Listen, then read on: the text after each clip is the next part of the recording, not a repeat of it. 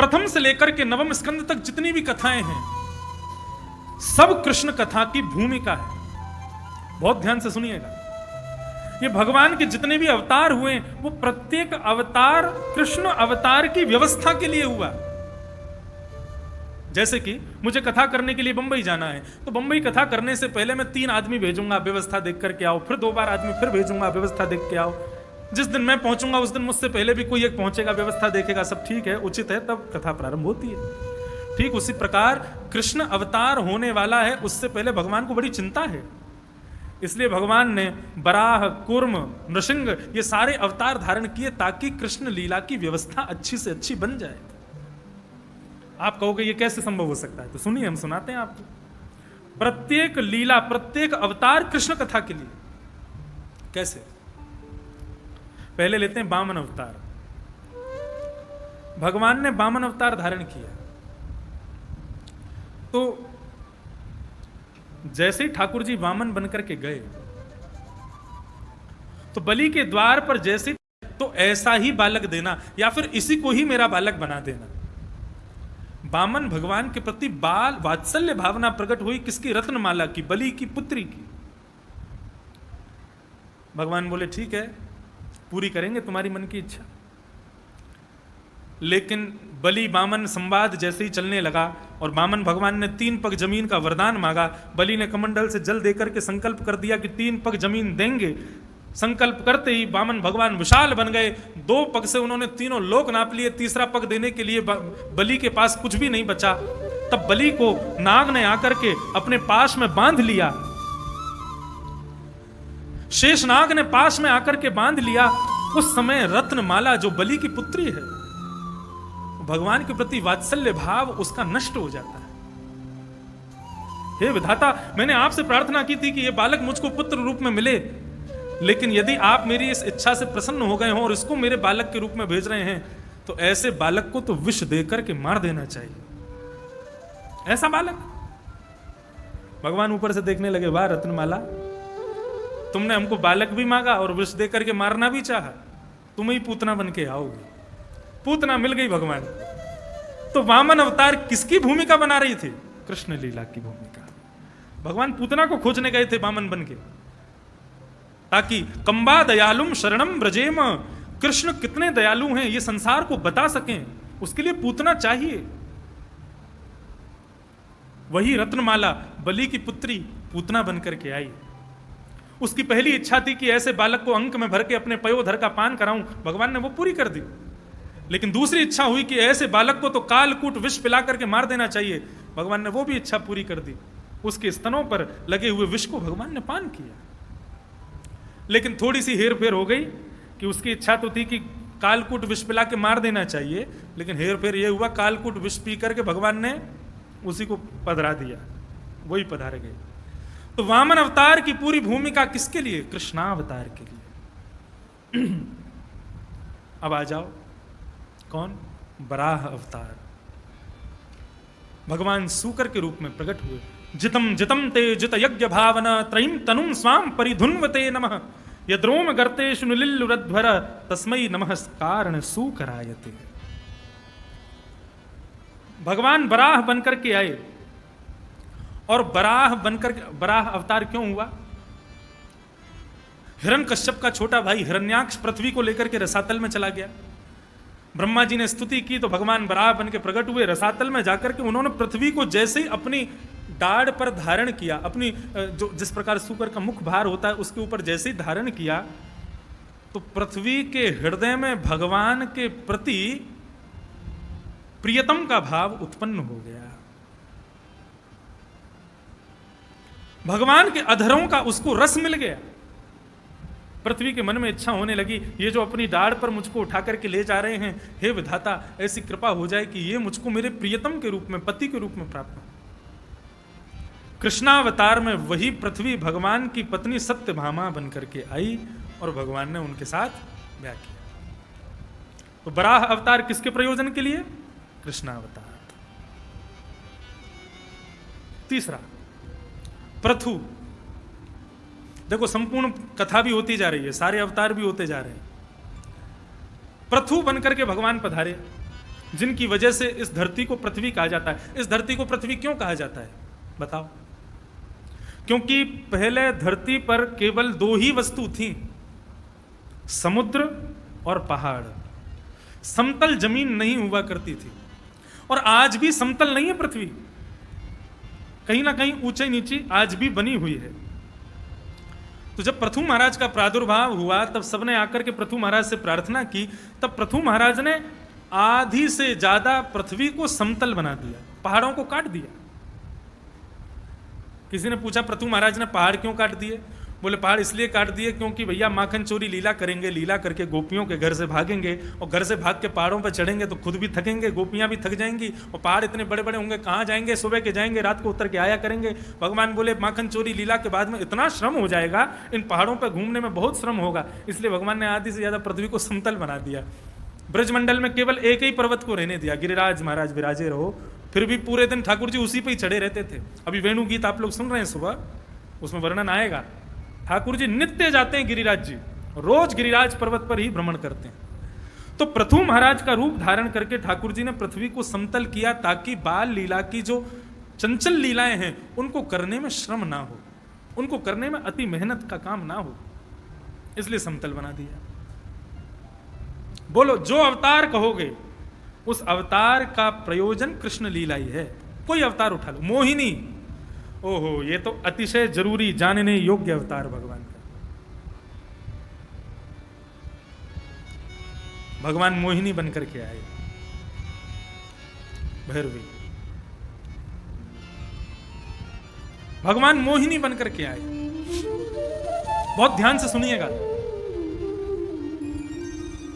ठाकुर जी ने जैसे ही मोहिनी रूप धारण किया तो मोहिनी रूप इतना सुंदर था, इतना सुंदर था कि काम पर विजय प्राप्त कर चुके भगवान शिव भी काम आतुर होकर के मोहिनी के पीछे पीछे घूमने लगे। इतने सुंदर बनकर के भगवान आए। कहने का अभिप्राय यह है कि काम पर विजय, जिन्होंने अपने काम को जलाकर के भस्म कर दिया, ऐसे भगवान शिव भी मोहिनी पर इतने मोहित हो गए। तो सोचो सामान्य देवताओं की हालत क्या हुई होगी मोहिनी को देखकर। सब देवताओं की बात तो अलग है, लेकिन 33 करोड़ देवताओं में एक देवता ऐसा है जो मोहिनी रूप पर मोहित नहीं हुआ। कौन? सूर्य। सूर्य नारायण ये मोहिनी रूप पर मोहित नहीं हुए। मोहिनी रूप पर मोहित नहीं हुए, मोहिनी रूप पर इनका ममत्व जग गया। मोहित होना और ममता का होना दोनों में भेद होता है। पति पत्नी एक दूसरे के प्रति मोहित हो सकते हैं, एक दूसरे के प्रति ममता नहीं हो सकती। ममता सदैव पुत्र में होती है, ममता सदैव पुत्री में होती है। समझ रहे हैं बात को? सूर्य का मोहिनी के प्रति ममत्व जगा, इसका मतलब वो मोहिनी को अपनी पुत्री मानने लगे। बाकी सब देवता तो सोच रहे हैं कि हमारी पत्नी होती, लेकिन सूर्य सोच रहे हैं ये मेरी बेटी होती।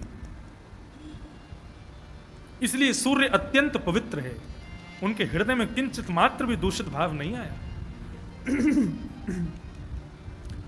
मोहिनी के रूप को देख करके, सुंदर नयनों को देख करके, सुंदर कटाक्ष देख करके सूर्य अपने स्थान पर खड़े होकर के रुदन करने लगे। भगवान ने किसी की इच्छा को पूरी नहीं किया, लेकिन मोहिनी भगवान ने जब सूर्य को देखा तो सूर्य को देख करके कहते हैं तुम्हारी क्या इच्छा है, तुम रुदन क्यों करते हो? बोले प्रभु शंख चक्र गदा पद्मों में आपको देखा, शेष शैया पर पौड़े हुए आपको देखा, बराह रूप में देखा, नृसिंह रूप में देखा, कुर्म रूप में देखा, लेकिन जो अनुभव आपको मोहिनी रूप में देख करके हुआ वैसा अनुभव पहले कभी नहीं हुआ। हे प्रभु कृपा करके मेरी पुत्री का रूप धारण कर लीजिए, मेरी पुत्री बनकर के प्रकट हो जाएगी। ये सब देवता आपको पत्नी बनाना चाहते हैं ताकि नित्य आपका दर्शन कर सकें, लेकिन नित्य दर्शन पुत्री का भी तो होता है ना। मैं चाहता हूं कि आप मेरी पुत्री बन जाओ। भगवान भी आनंदित हो गए सूर्य के इस भाव से, और सूर्य को हृदय से लगा करके भगवान ने वचन दिया, सावधान हो जाइए सूर्य, द्वापर युग में आप ब्रजमंडल में वृषभानु के रूप में आएंगे और यही मोहिनी आपके यहां किशोरी राधा रानी बनकर के सूर्य को ही तो भानु कहा जाता है। वृषभानु ये सूर्य के अवतार हैं, और उन सूर्य अवतार वृषभानु के यहां मोहिनी रूप वाले ठाकुर जी ही श्री राधा रानी बनकर के पधारे। श्री राधे मेरी स्वामी, मैं राधे जुको दास, जन्म जन्म मोहि दीजियो श्री वृंदावन को। वृंदावन के राजा दो, वृंदावन के राजा दो, श्याम राधिका रानी, चार पदार्थ करत मजूरी, भुक्ति मुक्ति भरे तानी। तो मोहिनी जो हैं वही मोहिनी श्री राधा रानी के रूप में प्रकट हुई हैं इसी धराधाम पर, इसी पृथ्वी पर। तो देखो भगवान मोहिनी बनकर के आए, तो मोहिनी बनकर के भी कृष्ण लीलामृत के सर्वश्रेष्ठ रस बिंदु यानी श्री किशोरी जी की पूरी भूमिका को बनाने के लिए भगवान मोहिनी बनकर के आए। भगवान मोहिनी बने ही इसलिए कहीं किसी के हृदय में तो प्रकट हो ये इच्छा कि मैं इस रूप में आऊं, और वो हुई है सूर्य के हृदय में, और भगवान मोहिनी ही राधा रानी के रूप में पधारे।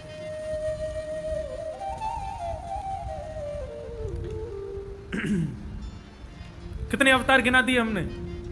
वामन, बराह, पृथु, मोहिनी, और कोई नाम बोलो हम बता देंगे तुरंत। हाँ, नृसिंह, मत्स्य, वाह मत्स्य, कुछ तो अपने आप भी खोज लो, सब हम ही बताएंगे।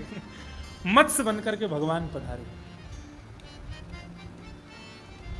कूर्म का बताते हैं पहले। कूर्म बन के भगवान आए, कछुआ। क्यों? द्वारिका नगरी को भगवान ने समुद्र के बीच में क्यों बनाया? समुद्र के बीच में द्वारिका नगरी का स्थापन भगवान ने इसलिए किया ताकि बड़े बड़े राक्षसों से समुद्र की लहरें द्वारिका की रक्षा करती हैं। और समुद्र में जो लहर आती हैं वो किसके कारण से आती है? पहले समुद्र में लहर नहीं होती थी। रामेश्वरम में आज भी लहर नहीं आती। आप धनुषकोडी चले जाएंगे वहां लहर आती है, और इधर जाएंगे आएंगे रामेश्वर मंदिर के ठीक सामने जो समुद्र है वहां पर आज भी समुद्र समतल है, बिल्कुल शांत। समुद्र का स्वभाव शांत है, लेकिन जो उसमें उफान होता है, जो ज्वार भाटा आता है, वो किसके कारण से आता है? बोले भगवान कूर्म बनकर के जब कछुआ बनकर के भीतर प्रवेश करे हैं और भीतर समुद्र के भीतर जाकर के रहते हैं, तो भगवान कूर्म जब श्वास लेते हैं, श्वास छोड़ते हैं, तो उसी का प्रभाव होता है कि समुद्र में लहर प्रकट हो जाती है। ये लहर प्रकट क्यों कर रहे हैं भगवान? ताकि द्वारिका नगरी की रक्षा कर सके, द्वारिका नगरी की रक्षा हो सके, उसी के लिए लहरों को प्रकट कर रहे हैं। तो कूर्म अवतार भी कृष्ण लीला की भूमिका है। कपिल अवतार, भगवान ने कपिल भगवान का रूप धारण किया, और कपिल बनकर के भगवान ने सबको बता दिया कि भाई हम ज्ञान स्वरूप भी हैं। सिद्धानाम कपिलो मुनि, भगवान गीता में कहते हैं अर्जुन सिद्धों में कपिल मुनि मैं हूं। भगवान वहां ज्ञान प्रदान करके मानो अर्जुन को ये विश्वास दिला रहे हैं कि ये पहले भी कपिल बनकर के ज्ञान प्रदान कर चुके हैं। इसका मतलब इनके सानिध्य में जाकर के मेरे मन की जिज्ञासा, मेरे मन के सारे भ्रम टूट जाएंगे। इसलिए भगवान कपिल बनकर के पधारे। रामावतार क्यों धारण किया? भगवान राम बन के क्यों पधारे? दंड कारण वन के जितने भी संत हैं, अच्छा देखो, रास पंचाध्यायी के प्रसंग में आता है भगवान समस्त गोपांगनाओं के गले में गलवैयां डाल करके रास कर रहे हैं, किसी के चरण दबा रहे हैं, किसी के मुख के प्रश्वेत के बिंदुओं को पहुंच रहे हैं, किसी को गोद में उठा रहे हैं, किसी को कंधे पर बिठा रहे हैं। इस प्रकार की पूरी लीला रास पंचाध्यायी में बताई गई है। लेकिन ये सारी लीलाएं जो भगवान गोपियों के साथ कर रहे हैं, ये तभी संभव है जब बहुत घनिष्ठतम प्रेम हो, बहुत घनिष्ठता हो। उसके बिना ये संभव नहीं है। पति पत्नी ब्याह करने के बाद भी एक दूसरे से थोड़े बहुत तो कतराते हैं, एक दूसरे के सामने थोड़ा बहुत तो मर्यादा रखते हैं। क्यों? क्योंकि इतनी घनिष्ठता नहीं होती।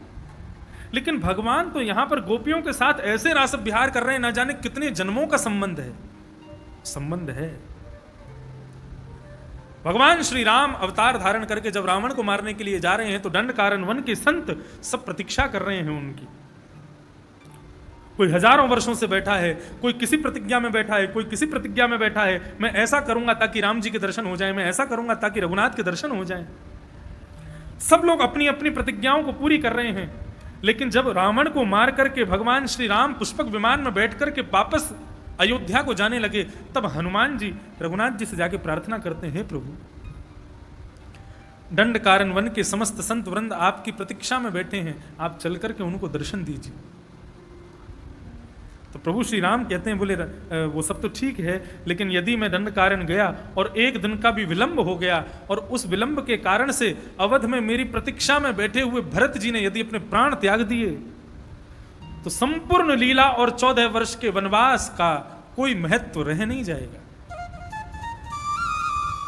ये हजारों लाखों संत हैं, ये तो अपने तप के बल पर इस जन्म में केवल तपस्या कर लें, अगले जन्म में पुनः जन्म लेकर के मेरी प्राप्ति कर सकते हैं। लेकिन भरत मेरा अंश है, उनके साथ में कई लीला मेरी होनी, सुव्यवस्थित होनी बहुत जरूरी है। और यदि दंडकारण्य की वजह से जरा भी विलंब हो गया और भरत चले गए तो फिर लीला कैसे होगी? इस वक्त भरत का जीवित रहना बहुत जरूरी है और उसके लिए मेरा अवध पहुंचना बहुत जरूरी है।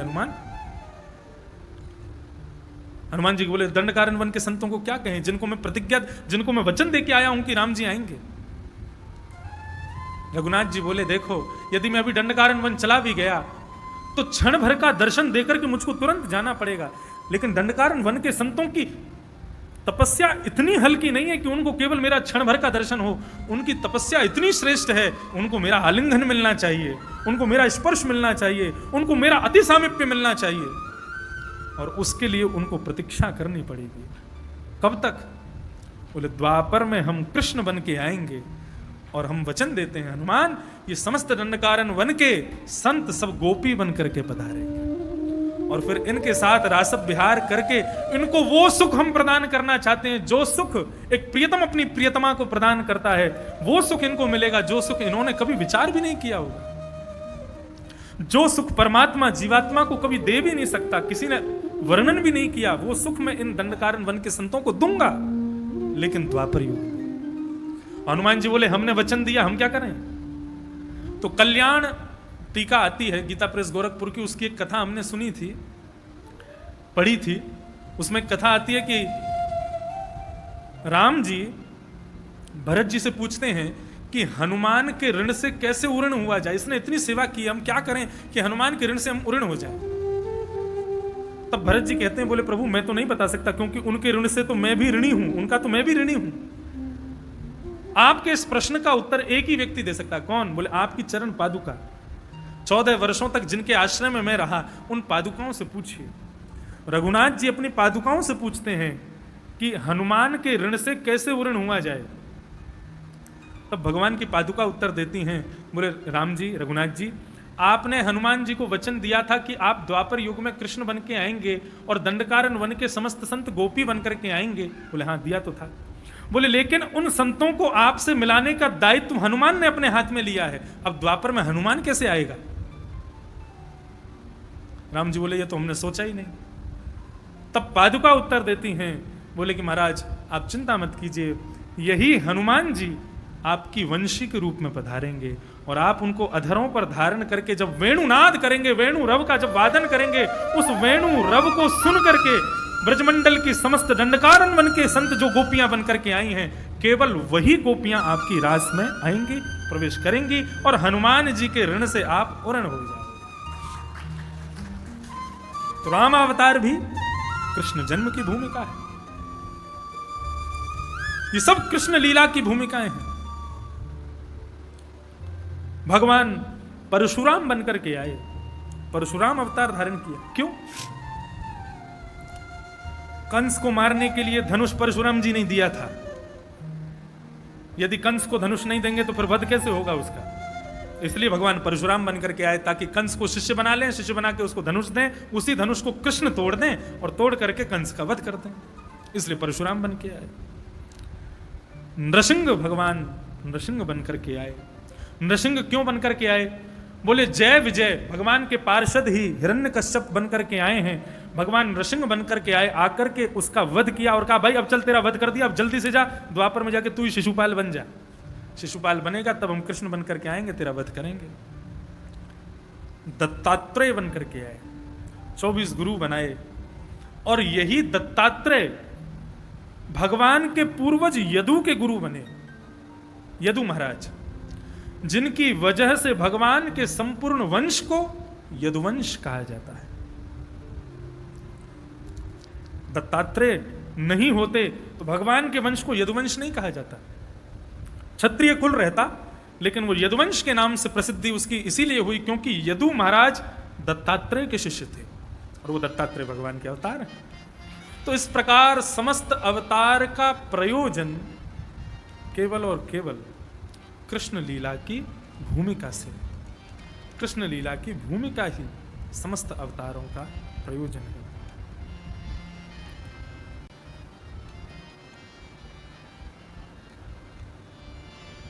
ऋषभ अवतार क्यों धारण किया भगवान ने? ऋषभ भगवान का ब्याह हुआ इंद्र की बेटी जयंती के साथ, और इन्हीं जयंती के 100 पुत्र हुए, जिनमें से 9 योगेश्वर हुए। जिन 9 योगेश्वरों के ज्ञान को भगवान के पिता वसुदेव जी ने नारद जी से सुना, वो ज्ञान अपने पिता को देने के लिए भगवान ऋषभ बन करके पधारे, वसुदेव जी को ज्ञान देने के लिए। तो इस प्रकार आप किसी भी अवतार को उठा के बैठेंगे। मैंने मत्स्य अवतार पर अभी विवेचन नहीं किया, लेकिन आपने बताया, अब कल मत्स्य अवतार भी बताएंगे कि मत्स्य अवतार का प्रयोजन क्या है कृष्ण लीला से। तो भगवान के जितने भी अवतार हैं, ये समस्त अवतार कृष्ण लीला की भूमिका है, कृष्ण लीला के प्रयोजन है, कृष्ण लीला की ही व्यवस्था है। तो इस प्रकार